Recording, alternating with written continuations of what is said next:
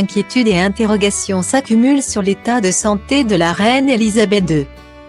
96 ans. Une information du Daily Mail signée Rebecca English, spécialiste de la royauté de la publication britannique. Suscite des questions, urgent. Après une journée remplie hier, Sa Majesté a accepté de suivre le conseil des médecins de se reposer. La réunion du conseil privé qui était prévue ce soir en visioconférence va être reprogrammée. Sa Majesté reste à Balmoral, château en Écosse, une des résidences de la famille royale britannique. Note de la rédaction, et ne nécessite pas d'hospitalisation. Guillemets. Quelques heures après ce tweet, la journaliste Rebecca English a voulu préciser son point de vue sur la santé de la reine en republiant une photo majestueuse de la reine à Balmoral où elle se présente digne et radieuse, au regard des nouvelles de ce soir sur le besoin de repos de la reine. Cela me semble le plus approprié. On me dit qu'il n'y a pas de raison de s'alerter et que Sa Majesté est en bonne forme.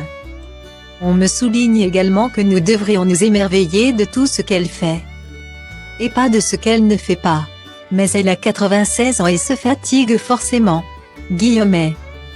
Il faut dire que l'actualité britannique est chargée actuellement, avec le départ de Boris Johnson, remplacé par Liz Truss. La reine a reçu le premier pour sa démission puis sa successeur qu'elle a nommée officiellement première ministre.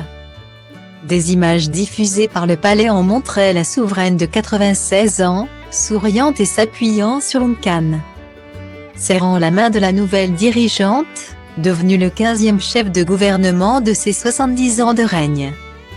Recevoir la nouvelle chef du gouvernement à Balmoral était une première pour Elisabeth II.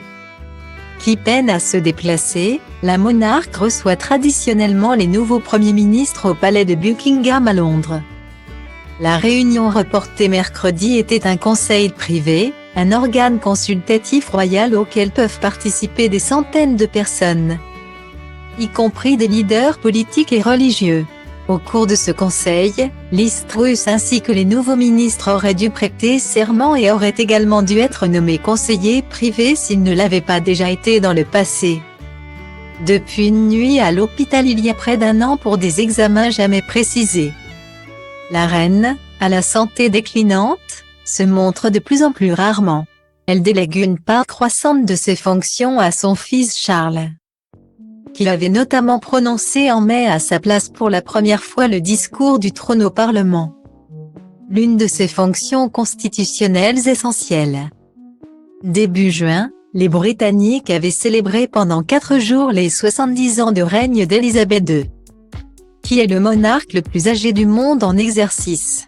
La mère du prince Charles est restée quasi absente de ce jubilé de platine, ne se montrant qu'à de brèves reprises au balcon du palais de Buckingham devant des dizaines de milliers de personnes et en présence de sa célèbre descendance.